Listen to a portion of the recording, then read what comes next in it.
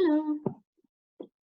And we are going to get started. So, Mendenbar and Cimorene just met each other, and Cimorene just shared that she doesn't know where Kazul has gone off to because Kazul was supposed to be back a few days ago and has not come back yet. Yes, Daniel. So they're talking about Zeminar.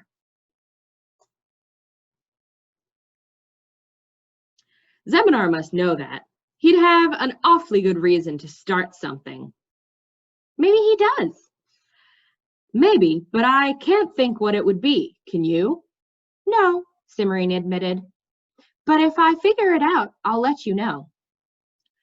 Meanwhile, is there anyone else who would have done this? Mendenbar asked, waving at the line of scales on the table.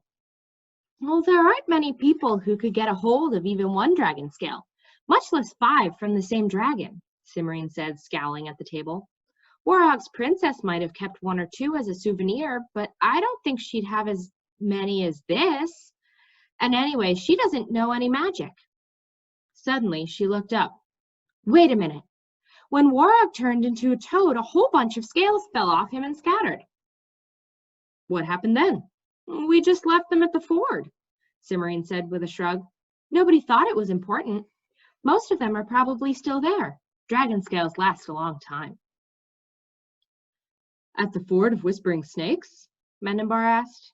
Cimorene nodded, and he grimaced. Then anyone who walked by could have picked up the scales at any time in the past year. That doesn't narrow things down much.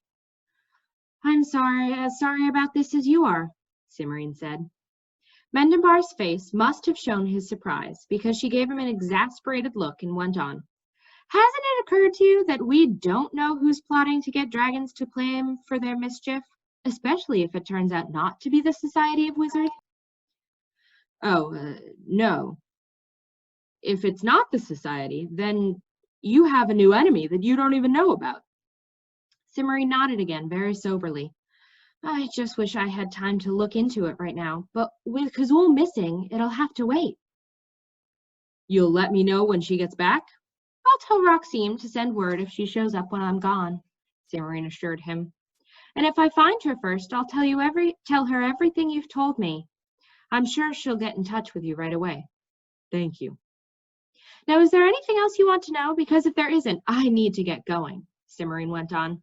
It's a long walk to Flattop Mountain, and I'd like to get there before dark.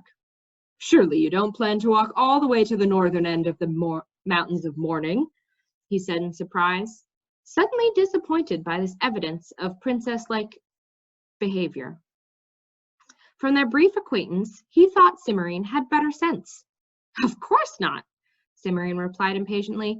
I'm not stupid. I'm going to borrow a magic carpet from Balamor, the giantess who lives on Flattop Mountain. Mendenbar choked on the last of his tea. You expect a giantess to loan you a carpet just because you have a dragon with you? He demanded when he could talk again. I'd better not, since I don't have a dragon with me, Cimorene said. Not that it's any of your business. You're going to wander around the Mountains of Mourning alone, looking for King Kazul? Mendenbar said, appalled. Exactly. And if I can't find her there, I'll swing through the Enchanted Forest on the way back, just like she was planning to. It's time to get started, so if you'll just... Oh, no. Mendenbar set his teacup down emphatically, and it rattled the saucer. If you are fool enough to travel through the Mountains of Mourning without a companion, that is not my concern. But you are not going to the Enchanted Forest alone. It's too dangerous. I can take care of myself, Cimorene snapped. You forget I've been living with dragons for over a year. Maybe so, Mendenbar said, trying hard to hold on to his temper. But the Enchanted Forest is very different from the Mountains of Mourning. And what do you suppose will happen if the King of the Dragon's princess, or cook and librarian, or whatever, gets captured or killed going through my forest? Cimorene opened her mouth to reply, then paused. Oh, she said in a very different tone. Oh, I see. That would just cause the sort of trouble we're both trying to avoid, wouldn't it? I'm sorry. I'm used to people objecting to things because they think I can't do them or shouldn't do them. It didn't occur to me that you might have a real reason. Then you won't go? Mendenbar said with relief. I have to, Cimorene said, in the tones of one explaining something obvious. It's my job. Besides, Kazula is my friend. I'll just have to make sure I don't get captured or killed or enchanted. That's all. It's not as easy as you make it sound. I know. I've visited Morrowind a time or two, Cimorene said. I'll manage one way or another. Mendenbar started to object again and then stopped. He didn't think Cimorene was quite as sure of herself as she sounded, but she was plainly determined to go hunting for Kazul. Well, she was right about one thing. Somebody had to find the King of the Dragons, and soon. Mendenbar didn't like to think of what might happen to Kazul if she stayed missing for a long time, especially if rumors about Dragonsbane and the Enchanted Forest started floating into the mountains. Is there anyone you can take with you? Mendenbar asked. No, Cimorene said. Roxime and Marchak are the only dragons that have enough sense not to go into fits when Kazul is missing. Roxime's too old for adventures, and Marchak has to stay and take care of business when I'm gone. And I hope you're not going to suggest that I borrow Marchak's princess. I wouldn't dream of it, Mendenbar said sincerely. Is she very awful? Actually, she's one of the nice ones, Cimorene admitted, but she's very, very silly. She'd try, but wouldn't enjoy it at all, and she'd make much more of a nuisance than she's worth. I'd rather take my chances alone. That's almost as bad an idea as taking that princess along, Mendenbar said. He sighed. What do you think Mendenbar is going to suggest? I suppose I'll have to come with you myself, he sighed. Cimorene stared at him blankly for a moment, and then began to giggle. It isn't funny, Mendenbar said. I meant it. He felt a little hurt by Cimorene's reaction. He wasn't necessarily stuffy or useless or a nuisance to travel with just because he was king of the Enchanted Forest. Cimorene ought to realize that. After all, he'd fixed the sink for her, hadn't he? I know what you mean, Cimorene said when she could talk again. It wasn't what you said, it was just the way you said it. She shook her head, laughing. You sound about as eager to come with me as I am to have company, which isn't that much. Maybe not, but somebody. What was that? Cimorene interrupted, holding her hand for silence. I didn't hear anything, Mendenbar said. Shh, Cimorene hissed. She rose and tiptoed to the door, listening. In the quiet, Mendenbar heard a faint thud outside. Cimorene's lips tightened. Princes or wizards, she muttered. Wizards, I'll bet. Princes are noisier. Still frowning, she picked up a bucket of soapy water, sitting beside the door. As she reached for the doorknob, Mendenbar started after her. Cimorene hadn't asked for his help, but a bucket of soapy water wasn't much of a weapon against a wizard, if it was a wizard. Is that true?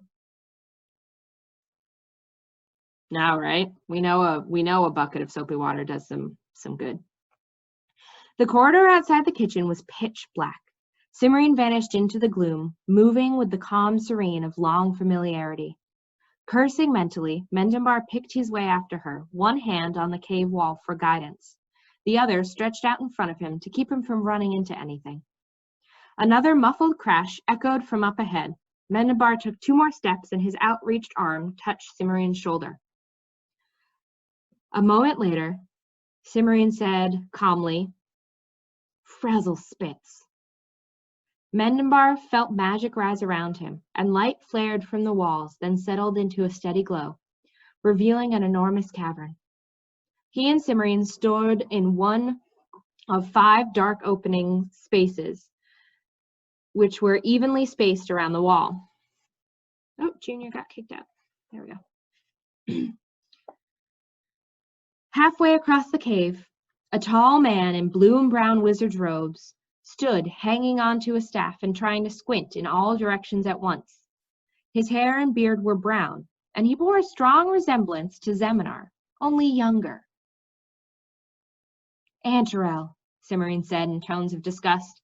I might have guessed. I'm glad to see you again, Princess Cimorene, the wizard said in an oily tone. But who could fail to rejoice in the sight of so lovely a princess? What are you doing here? Cimorene demanded. Mendenbar was pleased to note that she didn't sound at all mollified by Aunt Jorel's flattery. How did you get in without being eaten? Oh, we wizards have our ways, Aunt Jorel said airily, and I came because I was concerned about you, princess. I bet, Cimorene muttered. What do you mean? She said in a louder voice. I thought you might need a friend. Aunt Jorel's voice oozed sincerely, especially after what my father said when he came back from the enchanted forest. If King Mendenbar is really getting ready for a war with the dragons. Where did your father get that idea? Cimorene asked in a tone of mild interest. Aunt Jorel frowned slightly as if he had been hoping for a stronger reaction. Something the king said to him, I think. I shouldn't have repeated it, I suppose, but I got carried away with my feelings. Sure, you were, Cimorene said. That's why you sneaked in here without knocking and went blundering around in the dark instead of calling me, or at least bringing a lamp. I didn't want to disturb King Kazul if she happened to be here, Aunt Jorel said stiffly. Cimorene snorted. If you really thought Kazul was here, you wouldn't have come at all. She doesn't like it when people ignore her rules, one of which, I may remind you, was that wizards aren't allowed in the Mountains of Mourning anymore. But if there's going to be a war, there isn't, Mendenbar said, stepping forward into the light. At least not if I can help it. Why are you people trying so hard to make trouble anyway? Aunt Jorel's eyes widened and he sucked in his breath. Mendenbar, you ruin everything. Blast you! He smiled in a sudden nasty smile. Unless I deal with both of you now. Oh yes, that will do very well. Father will be very pleased. He raised his staff. Mendenbar started toward him, pulling his sword free as he ran, though he knew the wizard was much too far away to reach before he finished the spell. Cimorene followed, quickly, but not quite running, carrying her bucket carefully to avoid spilling. They had only gotten a few steps when a swirl of smoke appeared in the air in front of them. The smoke thickened rapidly, then congealed with shocking suddenness into the largest nightshade Mendenbar had ever seen. It was 2 feet taller than Mendenbar and covered with spikes of coarse black fur. Its beady black eyes glared at him and raised long arms and clicked its dark purple claws together. It hissed, showing a mouthful of fangs. There, cried Aunt Jorel over the nightshade's noise. Vanquish that, Cimorene, if you can. And that is the end of the chapter.